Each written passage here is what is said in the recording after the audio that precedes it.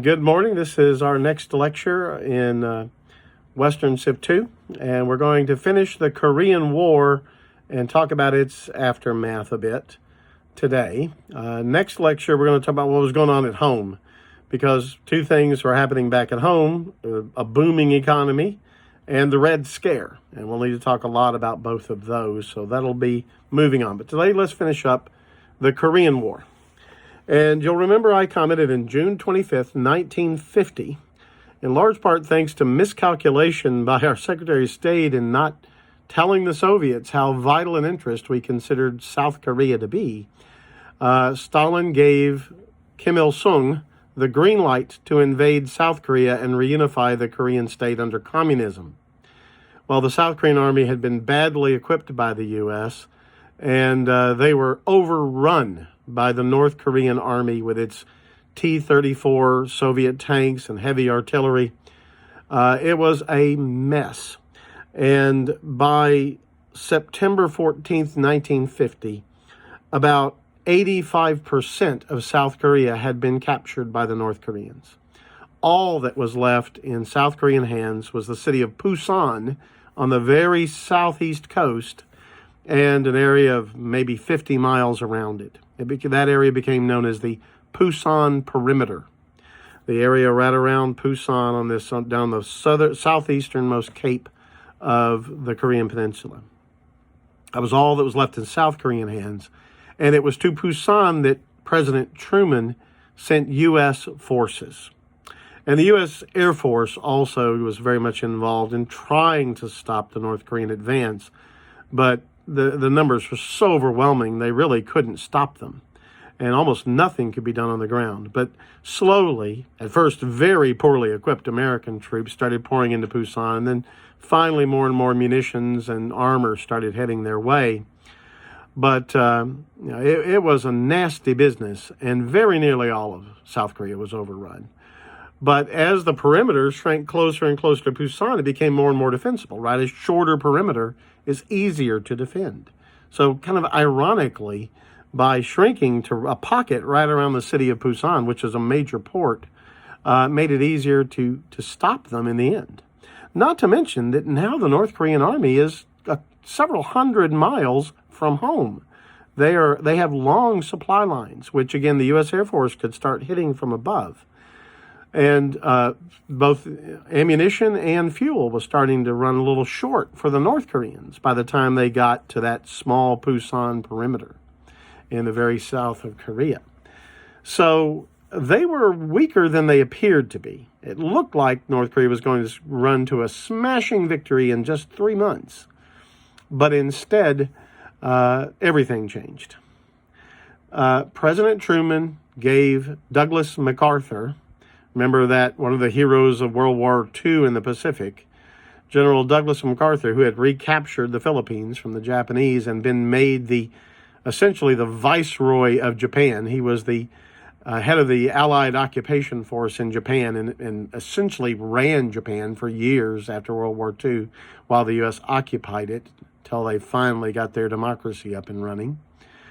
But he had been running Japan, and Truman put him in charge of Korea, of the defense of South Korea. Now, Douglas MacArthur certainly had his faults. He was a prima donna. He strutted like a peacock, as people often said of him. He thought extremely highly of his abilities. But he did have a certain kind of military genius. And he was fond of the huge, dramatic move, which could sometimes shock and overawe the enemy. And that is exactly what he came up with. Now I'm going to move the camera and show you a map of Korea.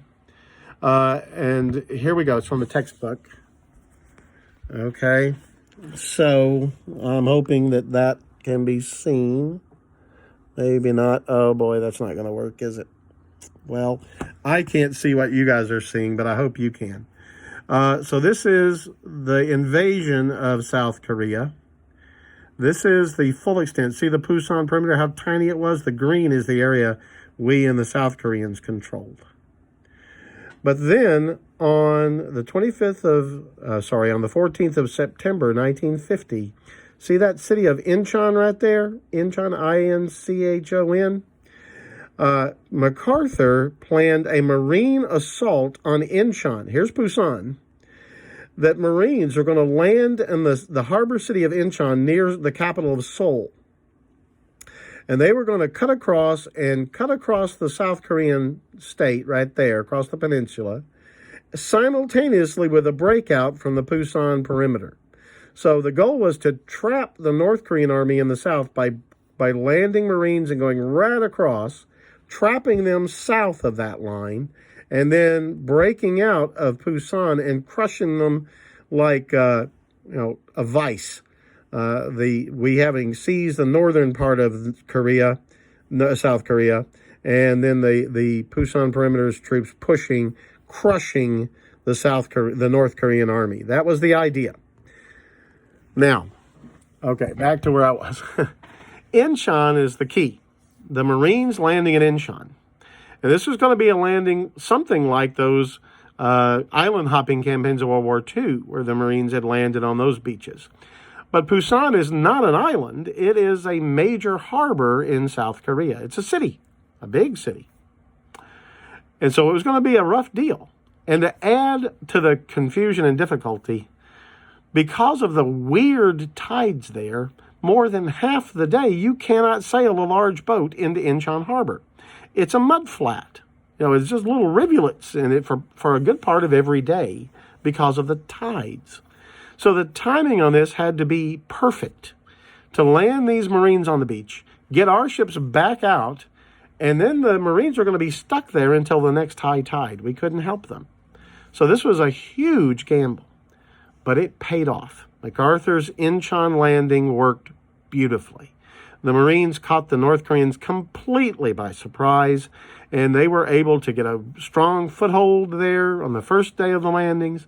On the second, more and more Marines poured in. The North Koreans were totally caught by surprise. Meanwhile, the breakout from the Busan perimeter, we'd had a couple of months of sending men and supplies into Busan, moved out very effectively against the now weaker North Korean army. And so the Incheon troops cutting across, and the North Koreans, it looked very much like the Incheon landing plan would work perfectly to crush the North Korean army. For the first week, it was spectacularly successful. But MacArthur, as I said, was kind of a glory hound. And he wanted the credit for recapturing the South Korean capital, Seoul, from the North Koreans. There was no reason under the original plan for him to do this. He was supposed to cut across with his troops and to seal off the exit so the North Koreans could be crushed in a vice. But instead of going across South Korea, he stopped to capture Seoul. It took him almost a month to capture Seoul. It was fierce, house-to-house street fighting, bloody, messy fighting. He did eventually get Seoul. Yes, he recaptured it. But in the process, most of the North Korean army escaped back to North Korea. He didn't seal off the exit like he was supposed to. And as the Busan perimeter's troops pushed north, the North Koreans fled back to North Korea. So while you can credit Douglas MacArthur's plan for freeing the land of South Korea from North Korean troops, it did that very quickly in less than a month. Yay for that. It did not crush the North Korean army and end the war. He let them get away because he wanted the glory of capturing Seoul. Well, Douglas MacArthur then made another decision entirely on his own without the president's approval. Instead of stopping at the 38th parallel, the original division between North and South Korea was the 38th parallel, he decided to pursue the North Koreans into North Korea and destroy the North Korean communist regime, reuniting Korea under the so-called democratic South. They were at least non-communist. That was his plan. I'm going to invade North Korea now. That'll end this threat. We'll just destroy the North Korean communist regime and have one united Korea under an American-friendly regime in Seoul. That was Douglas MacArthur's next big decision. Well, the North Korean army was in a rout, right? They had been running for their lives after the Incheon breakout and the Busan breakout. Yeah, it looked like it was going to work perfectly. So again, taking the camera back, hopefully again you can see, I hope.